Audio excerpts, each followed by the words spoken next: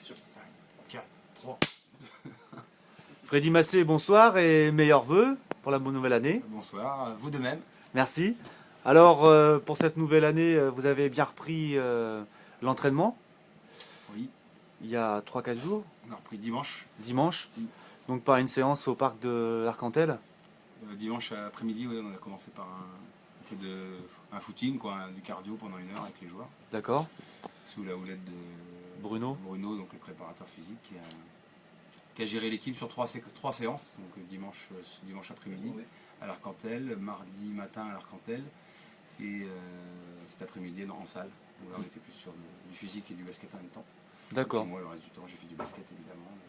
On avait 7-8 séances, il nous en reste 2 demain pour nous préparer pour la reprise. D'accord. Donc tout le monde est revenu des fêtes sain et sauf.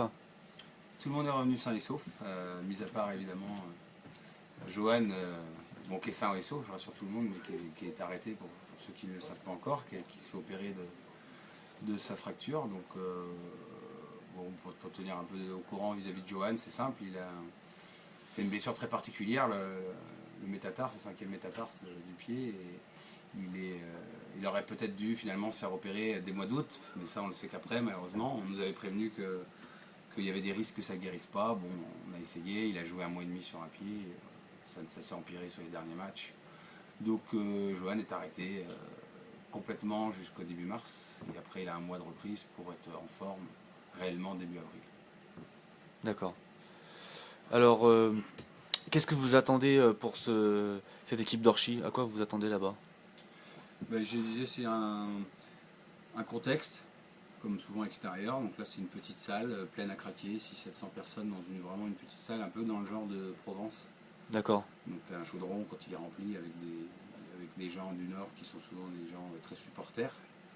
Donc une équipe qui, souvent, comme ça, dans une petite salle, il ne faut pas la laisser prendre de l'euphorie dans les courses, dans les contre-attaques, les jeux de transition. C'est une équipe qui est capable de se transcender de par ce public. Donc il faudra être très vigilant sur ça, c'est-à-dire on ne pourra pas les empêcher de le faire, ils le font forcément, mais limiter un maximum les moments où ils vont être dans l'euphorie.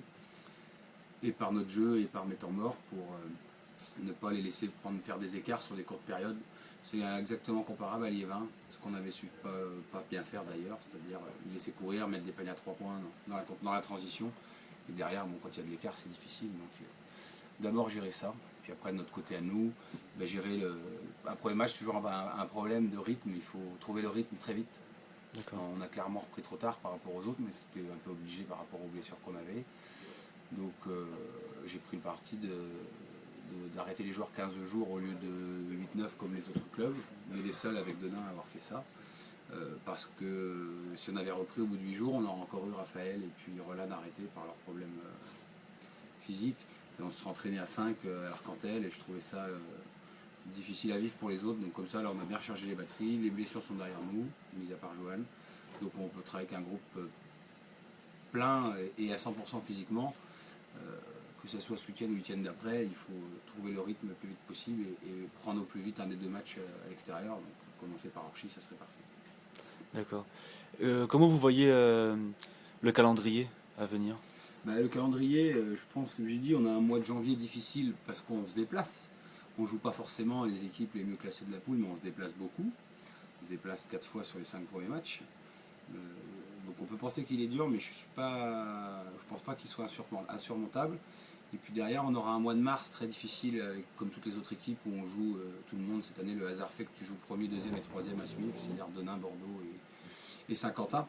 Donc je pense qu'on a 2 périodes clés, cette période de janvier et cette période après de mars, on a le temps d'y penser. Donc commençons par janvier, où il faut pas lâcher trop de points, gagner chez toi, puis garder un rythme d'au moins une victoire sur 2 à l'extérieur pour rester dans le haut de tableau.